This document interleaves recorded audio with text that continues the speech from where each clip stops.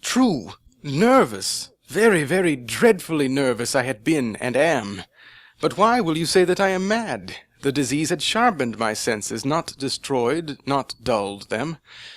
Above all was the sense of hearing acute. I heard all things in the heaven and in the earth. I heard many things in hell. How then am I mad? Hearken, and observe how healthily, how calmly I can tell you the whole story. It is impossible to say how first the idea entered my brain, but once conceived, it haunted me day and night. Object there was none. Passion there was none. I loved the old man. He had never wronged me. He had never given me insult. For his gold I had no desire. I think it was his eye. Yes, it was this. He had the eye of a vulture, a pale blue eye with a film over it. Whenever it fell upon me, my blood ran cold. And so by degrees, very gradually, I made up my mind to take the life of the old man and thus rid myself of the eye forever. Now this is the point. You fancy me mad. Madmen know nothing. But you should have seen me. You should have seen how wisely I proceeded, with what caution, with what foresight, with what dissimulation I went to work. I was never kinder to the old man than during the whole week before I killed him. And every night, about midnight, I turned the latch of his door and opened it, oh, so gently. And then, when I had made an opening sufficient for my head, I put in a dark lantern, all closed, so that no light shone out. And then I thrust in my head. Oh, you would have laughed to see how cunningly I thrust it in. I moved it slowly, very, very slowly, so that I might not disturb the old man's sleep. It took me an hour to place my whole head within the opening so far that I could see him as he lay upon his bed. Ha! Would a madman have been so wise as this? And then, when my head was well in the room, I undid the lantern cautiously, oh, so cautiously, for the hinges creaked. I undid it just so much that a single thin ray fell upon the vulture eye. And this I did for 7 long nights, every night just at midnight. But I found the eye always closed, and so it was impossible to do the work, for it was not the old man who vexed me, but his evil eye.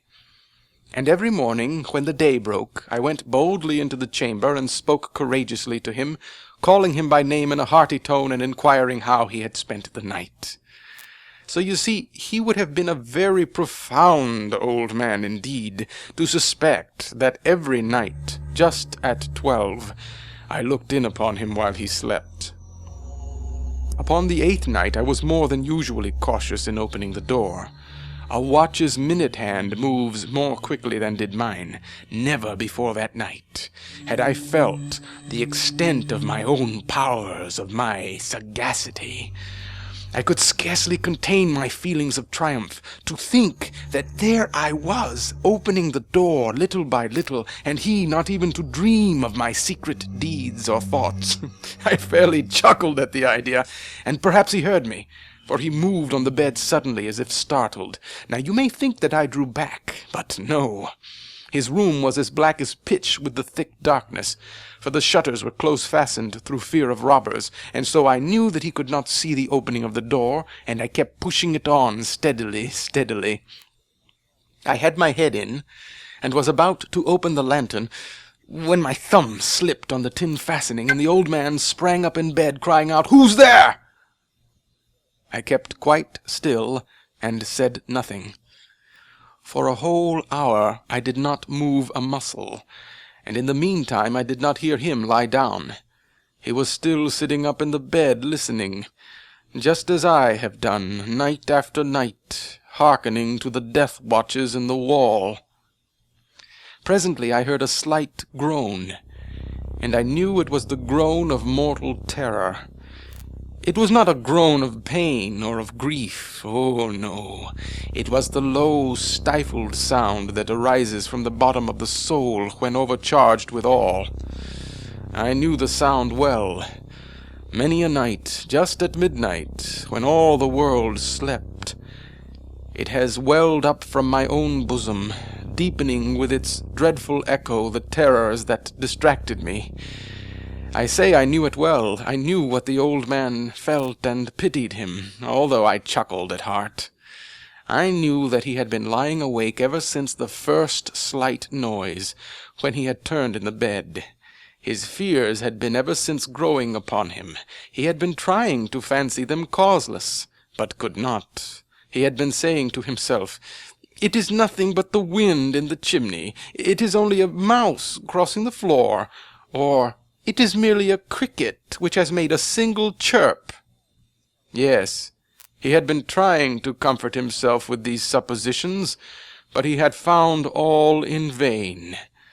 All in vain, because death, in approaching him, had stalked with his black shadow before him and enveloped the victim. And it was the mournful influence of the unperceived shadow that caused him to feel, although he neither saw nor heard, to feel the presence of my head within the room. When I had waited a long time, very patiently, without hearing him lie down, I resolved to open a very, very little crevice in the lantern. So I opened it. You cannot imagine how stealthily, until at length a simple dim ray, like the thread of a spider, shot from out the crevice and fell full upon the vulture eye. It was open, wide open, and I grew furious as I gazed upon it. I saw it with perfect distinctness, all a dull blue, with a hideous veil over it that chilled the very marrow in my bones. But I could see nothing else of the old man's face or person, for I had directed the ray as if by instinct precisely upon the damned spot. And have I not told you that what you mistake for madness is but over-acuteness of the senses? Now, I say, there came to my ears a low, dull, quick sound, such as a watch makes when enveloped in cotton. I knew that sound well, too. It was the beating of the old man's heart. It increased my fury as the beating of a drum stimulates the soldier into courage. But even yet I refrained and kept still. I scarcely breathed. I held the lantern motionless. I tried how steadily I could maintain the ray upon the eye. Meantime the hellish tattoo of the heart increased. It grew quicker and louder every instant. The old man's terror must have been extreme. It grew louder, I say, louder every moment. Do you mark me well? I have told you that I am nervous. So I am. And now, at the dead hour of the night, amid the dreadful silence of that old house, so strange a noise as this excited me to uncontrollable terror. Yet for some minutes longer I refrained and stood still. But the beating grew louder. I thought the heart must burst. And now a new anxiety seized me. The sound would be heard by a neighbor. The old man's hour had come. With a loud yell, I threw open the lantern and leaped into the room. He shrieked once. No! Once only. In an instant I dragged him to the floor and pulled the heavy bed over him. I then smiled gaily to find the deed so far done. But for many minutes the heart beat on with a muffled sound. This, however, did not vex me. It would not be heard through the wall. At length it ceased. The old man was dead. I removed the bed and examined the corpse. Yes, he was stone dead. I placed my hand upon the heart and held it there many minutes. There was no pulsation. He was stone dead. His eye would trouble me no more. If you still think me mad, you will think so no longer when I describe the wise precautions I took for the concealment of the body. The night waned, and I worked hastily but in silence. First of all, I dismembered the corpse. I cut off the head and the arms and the legs. I then took up 3 planks from the flooring of the chamber and deposited all between the scantlings. I then replaced the boards so cleverly, so cunningly, that no human eye, not even his, could have detected anything wrong. There was nothing to wash out, no stain of any kind, no blood spot whatever. I had been too wary for that. A tub had caught all. When I had made an end of these labors, it was 4 o'clock, still dark as midnight. As the bell sounded the hour, there came a knocking at the street door. I went down to open it with a light heart, for what had I now to fear? There entered 3 men, who introduced themselves with perfect suavity as officers of the police. A shriek had been heard by a neighbor during the night. Suspicion of foul play had been aroused. Information had been lodged at the police office, and they, the officers, had been deputed to search the premises. I smiled, for what had I to fear? I bade the gentleman welcome. The shriek, I said, was my own in a dream.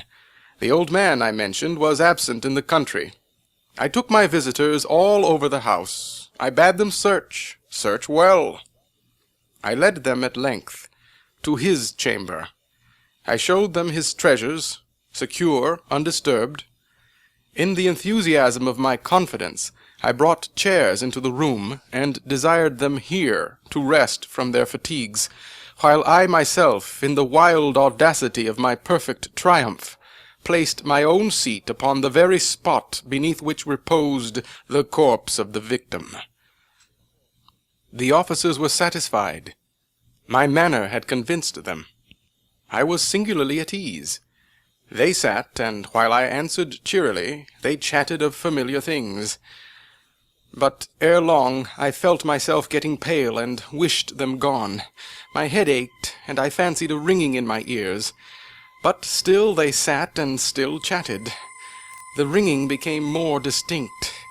I talked more freely to get rid of the feeling, but it continued and gained definiteness until at length I found that the noise was not within my ears. No doubt I now grew very pale, but I talked more fluently and with a heightened voice, yet the sound increased, and what could I do? It was a low, dull, quick sound, much such a sound as a watch makes when enveloped in cotton. I gasped for breath, and yet the officers heard it not. I talked more quickly, more vehemently, but the noise steadily increased. I arose and argued about trifles in a high key and with violent gesticulations, but the noise steadily increased. Why would they not be gone? I paced the floor to and fro with heavy strides, as if excited to fury by the observation of the men, but the noise steadily increased. Oh, God! What could I do? I foamed, I raved, I swore. I swung the chair upon which I had been sitting and grated it upon the boards. But the noise arose over all and continually increased. It grew louder, louder, louder, and still the men chatted pleasantly and smiled. Was it possible they heard not? Almighty God! No, no, they heard, they suspected, they knew. They were making a mockery of my horror. This I thought, and this I think. But anything was better than this agony. Anything was more tolerable than this derision. I could bear those hypocritical smiles no longer. I felt that I must scream or die. And now, again, hark, louder, louder, louder, louder. Villains, I shrieked. Dissemble no more. I admit the deed. Tear up the planks. Here, here. It is the beating of his hideous heart.